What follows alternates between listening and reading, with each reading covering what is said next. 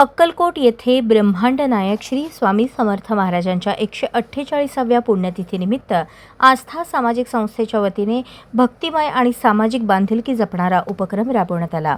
पालखी आगमनानंतर स्वामी समर्थांच्या प्रतिमेस पुष्पहार अर्पण करून पालखीवर पुष्पवृष्टी करण्यात आली। यावेळी भाविकांच्या मोठ्या उत्साहात पालखी मिरवणूक फत्तेसिंह चौक, मेन रोड, समाधी रोड आणि सुभाष गल्ली मार्गे काढण्यात आली।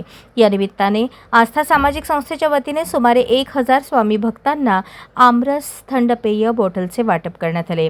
श्री स्वामी समर्थ वटवृक्ष मंदिराचे चेअरमन महेश इंगळे, पुजारी मंदार महाराज, संस्थेचे अध्यक्ष आनंद तालीकोटी, प्रसिद्धी प्रमुख सुहास छंचुरे यांच्यासह अनेक मान्यवरांच्या हस्ते हा उपक्रम पार पडला।